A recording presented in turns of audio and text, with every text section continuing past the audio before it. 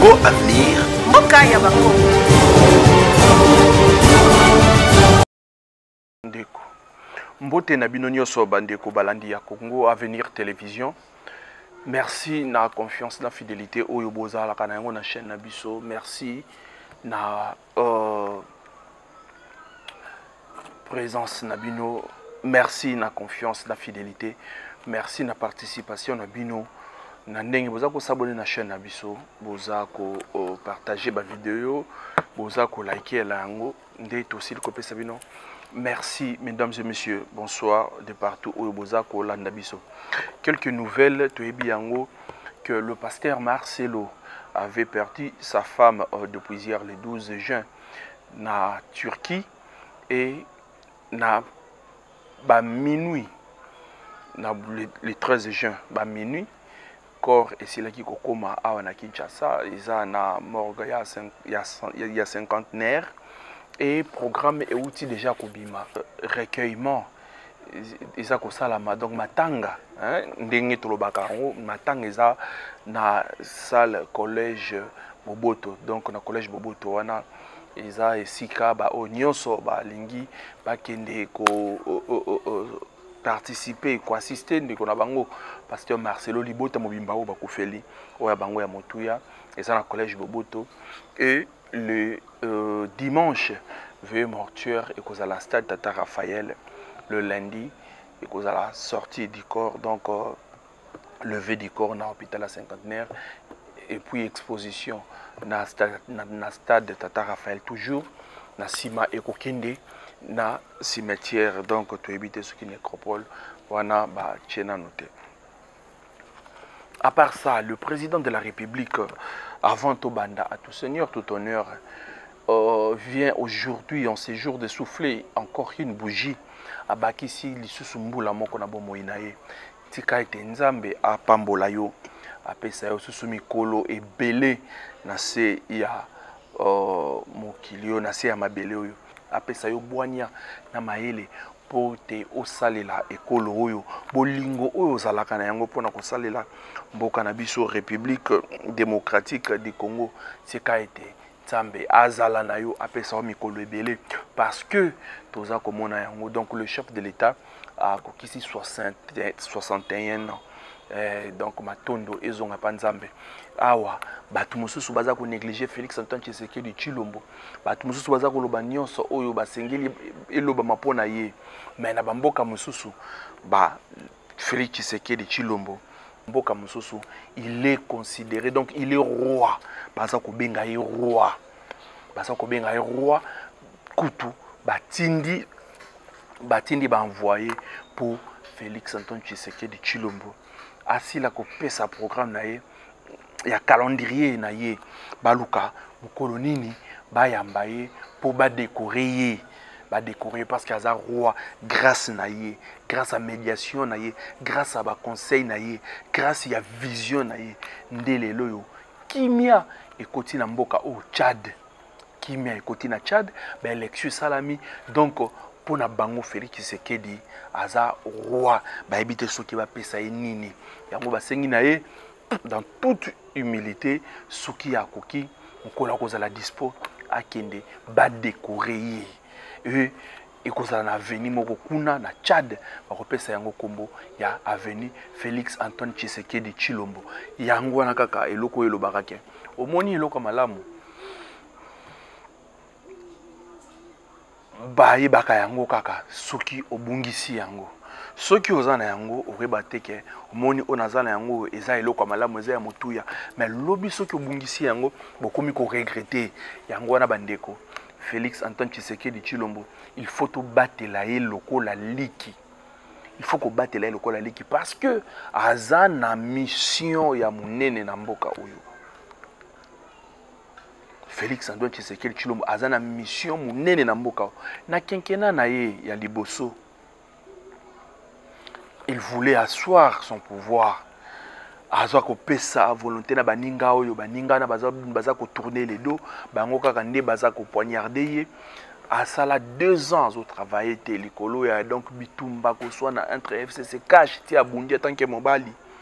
Aye alongi oyo eza mandat ya population. Tala ba faille autozu.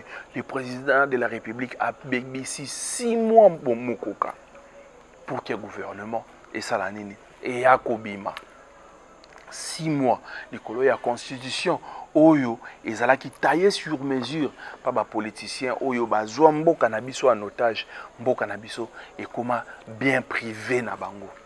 Bango na mabota na bango, bango na bana na bango.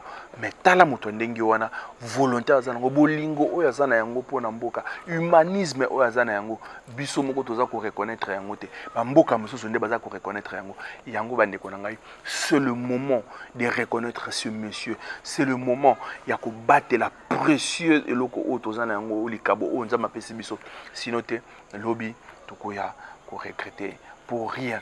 Dans le moment où le chef de l'État, en ces jours, le 13 juin, mon collègue anniversaire a signé une ordonnance, a signé une ordonnance belé où a nommé ambassadeur de la République démocratique du Congo à Cuba. Où a donc ordonnance il y a investir ba gouverneur ndambo batikala kito ebitike ba gouverneur déjà moi mingi a investi ça ki bango. Les lois ont investir le gouverneur Ndambu Batigaki. À l'exemple, il y a Congo central grâce à Bilolo, aujourd'hui il y a Kassai. Donc, à Sali, moi, bah, nomination, bah, ambassadeur, bah, nomination, moi, Mingi, oh, le chef de l'État à Sali. Eux, na cabinet, est incomplet. Dans le moment où il y a comment complet, il y a nommé le nouveau directeur du cabinet. Car dans ma solo, déjà, tu as ça quand bino. Tu as ça bino que anomaka déjà na couloir tokotaka ndenge zala kaka donc ma solo il y a à couloir le chef de l'État toyokaka il fallait nommer Anthony Kinzo Kamole oyo aza mokonzi ya Anapi. Et comme gouvernement non fanda quitté nde masolo ango bato bakanisaka ke kozala soki ndeni omoni bino masolo no boyaka nango nzoka biso tokotaka déjà na couloir toujours déjà information. Lelo yo le chef de l'État a été confirmé yango, il a nommé na cabinet naie donc mokonzi ya cabinet naie son directeur du cabinet monsieur Anthony Kinzo Kamole oyo a remplacé ndeko Guilain Nyembo a commis vice-premier ministre, ministre du plan. Donc, il y a quel gouvernement. Monsieur Anthony Kinzo Kamole, kota la grande photo, mona ega kaboy, kota la kia oaza moto ya kimia, bongo et belé. Anthony Kinzo, ti avaba nommé azalaki DG na Anapi. Et il a vraiment fait preuve de ses prouesses. A travaillé très bien. Et les loyaux, le chef de l'État a vu à lobby, à Tombolaye, à Komamukonzi, il y a collège, donc on a Katia cabinet, c'est lui le nouveau directeur du cabinet, il y a président de la République. Le nouveau directeur du cabinet, Anthony Kinzo, Azala qui paie depuis 2022 le président du réseau international des agences francophones et promotion des investissements. Oyo Azalaki DG ya Anapi. Et Anthony Kinzo a occupé le poste des associations partenaires en charge du volet juridique et fiscal au sein du cabinet ABN Nzalou et compagnie de février 2017 à juillet 2017, de janvier 2015 à décembre 2016 et de septembre 2012 à 2014, il a successivement occupé le poste de directeur des cabinets au ministère du portefeuille et de directeur du cabinet à la vice-primature ministère du budget. M. Anthony Kinzo a évolué comme tax et legal manager au sein du cabinet PricewaterhouseCoopers en RDC depuis avril 2002, d'avril 2012 à juin 2014, en charge du conseil juridique et d'évaluation fiscale pour les clients multinationaux et locaux. De février 2007 à février 2012, comme Human Resource Business, partenaire chez Nestlé Congo SPRL, où il a mis en œuvre les politiques internes de Nestlé conformément à la réglementation locale du travail en RDC. Donc, Anthony Kinzo a mutu oyo auti kaka boye baloko tiete aza mutu oyo a yebi vraiment administration a travaillé à lakisi sagesse naie à lakisi compétence naie savoir faire naie partout na bisika o nyoso alekaki ti en ce jour le 13 juin avant nommé azalaki toujours DG agence nationale pour la promotion des investissements. Donc wana anapi le DG Anthony Kinzo azalaki no DG Anthony Kinzo asali ba étude ya droit public awana campus et akindaki kosala ko bakisa susu maele mosusu na Paris tangai pe na Paris. DG Anthony Kinzo, le directeur du cabinet Anthony Kinzo, tout ça déjà ko benga déjà kundengwana le directeur du cabinet Anthony Kinzo aza l'un des pasteurs ya église Philadelphie. Donc parmi les églises, parmi les pasteurs, il y a l'église Philadelphie, Anthony Kinzo, Aza, l'un des pasteurs. Bissou Tomesa déjà le pasteur Anthony. Et il craint vraiment Dieu, c'est un serviteur de Dieu. Et ici, Oyo, patriarche Roland Dalo, papa Ken Bazali, pasteur Tons Bazali, pasteur Anthony Kinzo est l'un des pasteurs. Donc, Tobandi était le président de la République, à Sali Choya Malamu, à part homme de Dieu, et Zana Moutou, donc c'est un technocrate, à Yebi Misala, donc à Yebi comment est-ce qu'il a dirigé vraiment le collège, le chef de l'État. Récemment, à Toluba Kiango, le chef de l'État n'avait pas besoin à courir sur un politicien la place sur pourquoi politicien a une ambition, politicien a un calcul, politicien a roya boye et si ka amemela aya ko lakisa président de la République ba notation ba makambo il faut la sala Moussala ya chef de l'État ali na simawana comme politicien a une ambition na oro non pas bacheli président Mwamba mais comme c'est un technocrate Moto Oyo donc azawana pour na kosunga chef de l'État. Moto Oyo vraiment a kosimba collège nae a kosali sa ba réunion et to bandi était ba conseil nae donc a kozala wana vraiment apport moko monene parce que le chef de l'État le président pardon le pasteur Roland lorsqu'à salaka prière nae asengaka nzambe asunga kopesa président de la République ba collaborateur oyo ba ko ya vraiment na amour na bolingo ya pays. Et comme M. Anthony Kinzo, le nouveau directeur du cabinet du chef de l'État, c'est aussi un pasteur, donc quelqu'un qui craint Dieu. Bandi était Makambo. Et qu'on a vraiment malamu. Biso to ko souhaiter un fructueux mandat. Journée à l'élo, bah remise et reprise de partout. Tout ça qui en lobby que après avoir zalana remise et reprise, il y a premier ministre Judith Soumouina Tuluka na Sama Lukonde. Lelo ezalaki dans tour il y a ba ministère nyonso. Ba ministère nyonso la moment oyo. Et na ministère mon côté o etikali. Partout ba remise et reprise et salamé. Ba remise et reprise et salamé. Oyo e marka ki biso makasi na ba remise et reprise et salamé na ministère ya justice. Via moto a bien ngote. Le jeune Constant Moutamba, le plus jeune ministre, Constant Moutamba Lobby, Tamba Zalaki ba activiste, donc oh nyoso monaki yango, comme ils étaient déterminés, il était déterminé. Yango ememi eti esika akomi. Mais to bandi ete musala ekoleka maloba na ebele.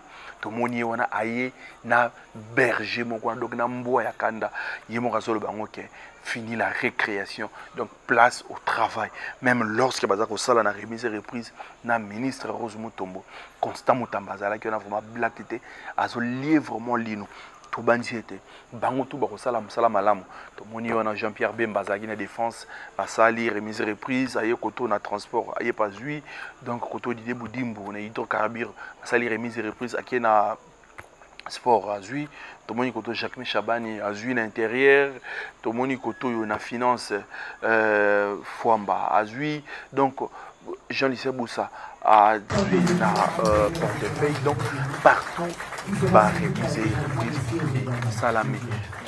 Pour proposer là, moi condenser, moi on a beau mettre autant la condenser, le ministère, comment est-ce qu'il va remise reprise Yango et Zalaki. Les applaudissements timides.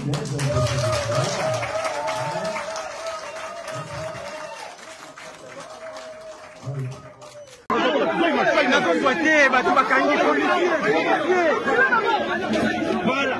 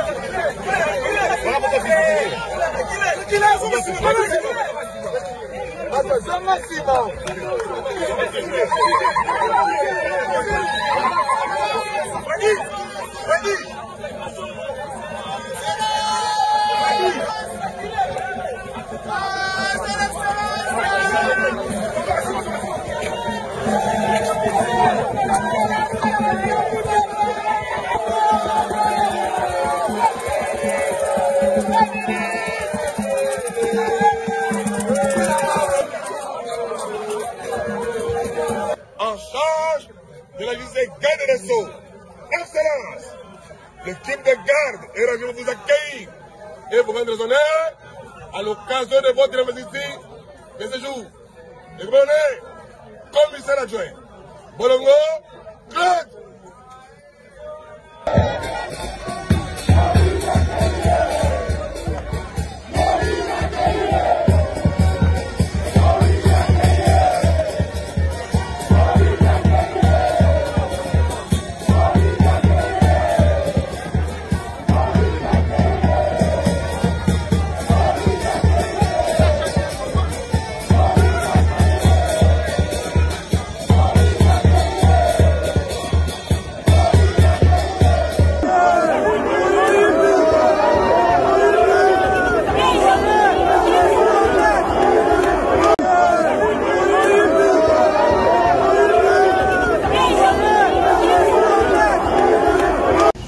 Monsieur le vice-premier ministre, emploi de l'intérieur, sécurité, décentralisation affaires coutumières, excellence. Le détachement d'honneur est rangé pour vous accueillir et vous rendre les honneurs à l'occasion de la cérémonie de remise et reprise de ce jour. Quant à la situation sécuritaire, elle est relativement calme sauf imprévu. Le chef d'équipe.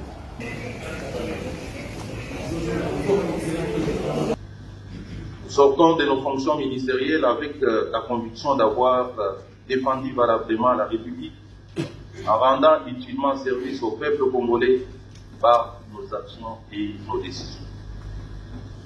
Je tiens à rassurer chacun de vous de ma ferme détermination à œuvrer dans la matérialisation de la vision politique du chef de l'État dans ce secteur, traduit clairement dans le programme d'action du gouvernement adopté à l'Assemblée nationale. Pour ce faire, il sera donc question d'insister sur la restauration de l'autorité de l'État par le renforcement de la sécurisation des personnes et des biens et de leurs biens, avec un accent sur la lutte contre le banditisme urbain et le terrorisme. L'instant est solennel. La nation nous appelle à porter notre pierre à l'édifice du Pont-Congolais dans ce rendez-vous. La princesse Adèle Kainda Maïna, qui a trouvé ses ministères dans des conditions non viables, toute sa joie d'avoir offert aux agents et cadres de l'administration un cadre adéquat pour leur permettre de contribuer au développement du pays. C'est avec beaucoup d'humilité et de détermination que le nouveau patron des entreprises publiques a pris le règne du ministère du portefeuille. Conscient des nouvelles responsabilités qui l'attendent, Jean-Lucien Boussa Tongboa reste persuadé qu'avec le concours de tous les agents et cadres du portefeuille, il saura relever les défis et pérenniser l'œuvre de son prédécesseur pour préserver les acquis. Julien Paluku quitte l'industrie pour le commerce extérieur. Il vient de prendre officiellement ses fonctions au terme de cette cérémonie de remise et reprise avec son prédécesseur Jean-Lucien Boussa-Tongwa, en présence des responsables des établissements publics et services sous tutelle de ces ministères. Aussitôt en place, le nouveau patron du commerce extérieur a donné les grandes lignes des actions qu'il compte mener. Louis Watum Kabamba est le nouveau patron de l'industrie. Technocrate, il remplace à ses postes Julien Paluku Kaongia. Louis Watum Kabamba fait son entrée avec un objectif précis, redorer l'image de l'industrie locale afin de permettre à la RDC de développer son industrie. Au ministère de Ressources hydrauliques, c'est dans une ambiance bon enfant que le nouveau patron, Teddy Luamba, a pris le bâton de commandement. De main du ministre sortant Olivier Mouédié, visiblement fier de son bilan. Le ministre entrant est professeur, docteur, ingénieur en électricité. C'est lui que son action de mandataire public lui présageait des grands rôles dans la gestion des affaires publiques. Un geste solennel pour transmettre les règnes de son ministère à son successeur, un des choix judicieux du chef de l'État afin de relever ce département. Au ministère de Mines, Antoinette Samba Kalambay a passé les flambeaux au ministre Kizito Pakabomba. Le ministre Kizito entend saisir l'opportunité de la transition énergétique pour relever les défis de rétablir la confiance dans le secteur minier congolais sur le plan local et international. Au ministère de l'Enseignement supérieur universitaire, le professeur Marie-Thérèse Sombo Safi prend la commande de ces grands ministères dont les agents conscients du défi à relever. Le professeur Marie-Thérèse Sombo annonce des réformes qu'elle va mener dans le secteur de l'enseignement supérieur. Elle va s'investir dans la formation technologique de professeurs et des étudiants pour matérialiser la vision du chef de l'État. Au ministère de l'intégration régionale, on peut constater le retour de Maître Didier Manzinga Mokonzu en remplacement du ministre d'État sortant Antipas Mboussa Nyamwisi.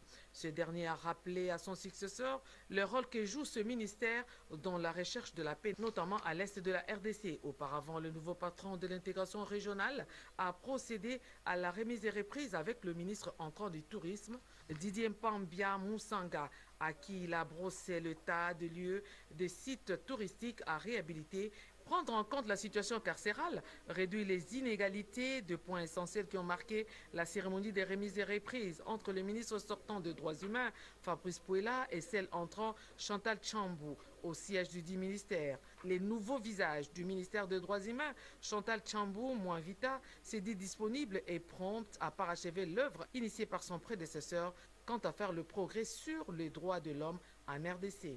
Ancien haut fonctionnaire de l'État au même ministère où il vient d'être nommé, Doudou Fouamba succède ainsi à Nicolas Kazadi au ministère des Finances. Le nouvel argentier national a exercé les fonctions de directeur général adjoint en charge des questions techniques et réformes à la DGRAD.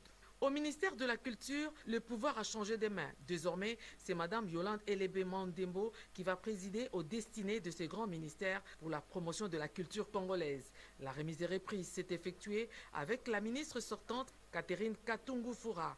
Au ministère de Pêche et Élevage, le ministre sortant Adrien Bokele a félicité son successeur Jean-Pierre Tshimanga-Bwana avec hommage mérité au chef de l'État en lui garantissant sa disponibilité en cas de besoin d'un conseil et orientation pour relever plusieurs défis dans ce secteur de pêche. C'est sous la supervision du secrétaire général au sport que s'est déroulée la cérémonie de remise et reprise entre le ministre sortant, Kaboulou Mwana Kaboulou, et l'entrant Didier Boudimbu. Didier Boudimbu tient à matérialiser la vision du président de la République à travers le sport et loisirs, tout en évitant des conflits dans le milieu sportif. Bonne chance na ba ministre nyonso oyo basili kokota donc to bandi ete beaucoup ya vraiment na bolingo pe amour ya kosalela peuple congolais. Professeur Daniel Mukoko Samba économie yo moko bi économie ya mboka na biso niveau nini ekomeli lo lenge nini ezalaka donc na niveau ni ekomeli na expertise na yo na mayele na yo na savoir faire na yo pe otoyebi to bandi ete okosala quelque chose parce que na mboka na biso bato mayele balobaka trop. Vital Kamerhe était là. Mais Atika Biso Sala est l'autre côté. Il avait beaucoup parlé, mais à la fin, Tia Kenda a Sundola ministère, Atika Kosala et l'autre côté. Donc, ils ont un ministre Belé Amakasuba côté, Jacques Chabani à l'intérieur, Tobandi et Moussale Kozala Mayele. Donc, chez toi, il n'y a pas photo, il n'y a pas match, tu yebi, yo, po. Au moins, il y a la vidéo, et ça, na mutumoto chaka dans le mboka oyo. bacha ba bizengi ba diriger pour ta maele ba kokite tuebike même na gouvernement oyo toluka souminwa bata maele ba koti ebele. Le président de la République encore une fois de plus chapeau bas na casting oyo osali yango no moni ba politicien baza kolela ke le président a respecté au te dozana 10 députés photo dans ministère non apesi bango akourir ko pesa le reste à nommer ba technocrate bato mayele o ba ko retrouver vraiment solution na le mbango na mikolo o eza koya to bandi était donc dans les 100 premiers jours beaucoup ça la biso quelque chose au peuple congolais a sentir déjà que non ce gouvernement promet des bonnes choses et to yebi était et si ka tout maman azalaka makambo ekendaka malamu ba mama ebele bakoti to komona ba mama ebele basala la biso musala parce que malgré maman ils a passé pas l'accident ils a passé pas iba mais parmi ba maman ba miibi pe bazanga kate pour même na gouvernement oyo ya sama lokone ba maman ebele pe ba alaki mais basali musala malongate comme ministre de justice azaki maman asali musala malongate comme ministre ya bandicapé maman asali musala malongate comme ministre mine asali musala malongate na oyo kaka na maman mo kazaka na affaires étrangères asala musala malongate donc ezana ba maman ebele na ba tout ebele ba maman ebele o bazana gouvernement mingi baza mayele et bon cette fois-ci bon c'est la biso vraiment musala peuple congolais assis là ko CP là na rivière Kwango na rivière Kwango à 70 km de la cité de Mouchi dans la province de Mai-Ndombe eza na drame de naufrage oyo et Salamaki lobby et sili ko mema vraiment 80 personnes, donc 80 morts na rivière Kwango à 70 km na Mouchi, na province ya Mai-Ndombe. Le président de la République adresse ses condoléances aux familles ainsi qu'aux proches des victimes. Il instruit les autorités compétentes de prendre les mesures nécessaires pour venir en aide aux personnes touchées par cette catastrophe. Donc, toutes nos condoléances à la famille nyonso oyo bungisi ba oya bango. Ministre à transport Jean-Pierre Bemba. Tala ba défi oyo eza kozela yo. O bozalaka na Sibé. Touroyo salaka même eloko emonana. Bozalaka to ba pesaka yo stuk. Ceux qui entreprise moko stuk ba bis stuk ya transport. Tous on a besoin cette fois-ci sala makambo emonana. Tout le port privé, tout le port privé, tout, on a tram Moussala et Zonga. Transport fluvial, Moussala et Zonga. Bobaliser les bisous et Balewana pour que bateau, donc transport fluvial et Zonga. Transport terrestre, voie ferrée, Jean-Pierre Bemba et Zonga. Tala awana Mwanda. Ezana ba chinois moko basalaka ba pêche na bango artisanal mais tala niveau ya mbisi baza kokanga bosumba ba bateau de pêche pour que population asila biso moto aussi na kolia mbisi na biso ya fraîche Congo central les amusikate soki okie na Tanganyika ozandeni soki okie na Goma na Nord Kivu biso nzoto bien na Nord Kivu soki na besoin nini olia mbisi bo tilapia bakuti kaka wana kana lac pa ba pêche lo tilapia bozomona mais ba mbisi miso baza kokola bakoli Bakoufi, donc Mboka Nabiso et ça toujours qu'au demeure n'a pas c'est Jean-Pierre Bemba. Vous avez vraiment na Moussale Belé, na ministre et transport et sika et voie et communication bacheyo et talaneti voie aérienne, avion et zaté.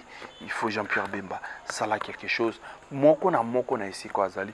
Ça là quelque chose pour que Mboka et CP là. Tobandi était lobby et cause la premier conseil des ministres parce que dans le moment où Makambu tout c'est bouclé et le retikali ezate tout le monde déjà lelo babanda ko travailler bandi bandi déjà qu'on nommé déjà donc on constitué déjà cabinet na bango travail bandi lobby ko cause la premier conseil des ministres autour ya chef de l'état yemoko ko présider yango avant akende ko répondre na invitation oyo na jamena bazako sengaye parce que ba honorer ba pesa le kumu ba pouvoir nyonso na médiation na sagesse na ye oyo ayaki na implication ozalaki nango pour que kimia esila kokota na mboka o bazalaki na bitumba élection salami makambo eleki na kimia balingaki bakende ba honorer ba décorer et ba baptisé Avenue Mokouana, Félix Antoine Tshisekedi Tshilombo. Botala, oh ya biso tozo négliger awa na mboka. Nzoka esika mususu baza ko pesa yeba valeur. Te biango une fois na Cameroun basenga ba pesa biso Paul Biya ba pesa biso na bato na bango nyonso. Biso to pesa bango Félix Antoine Tshisekedi Tshilombo. Ezala kaka ndenge wana. Eloko na yo ya mutuya okoyeba yango te.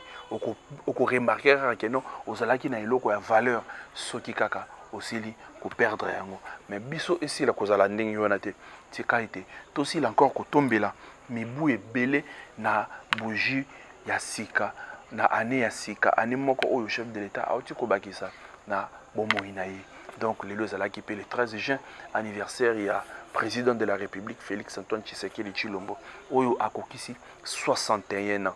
Donc que Dieu bénisse la République démocratique du Congo, place au travail ba ministre aussi la ko travailler botika ba aventure ou ba détournement. Tout le monde de l'amboka n'a pas comment détourner parce qu'il y a biké ba osala elo côté to moni même pendant remise et reprise mususu wana bo mona ki on a image moto mususu donc conseiller ministre il y a EPST ya Tony Mwaba tala ndenge ba jama zo finga ye moyibi donc comme bitumba bozomona bosala misala malamu po tango boko sala remise et reprise ba lela bino lokona nde ba lela ka liaou. En tout cas Jean-Pierre Liaou na ba ministre tout félicitations. Pendant chapeau bas. Le seul ministre où ba Jean Balela eza Liaou. Toki koto pisu mobile nanine. Ba Jean ba finga ba Jean ba sepela ba feti ndenge ba longola. Donc ozu ba ministre de Tony Mwaba ba sepela donc ndenge ba longola. Eza ba ministre mususu oyo ba sali musala malamu te ko longwa na ye ba peda ba lobi ah Seigneur merci parce que mutu oyo anyokoli biso. Que Dieu bénisse la République démocratique du Congo. Merci. Congo Avenir. Mboka ya Bakongo.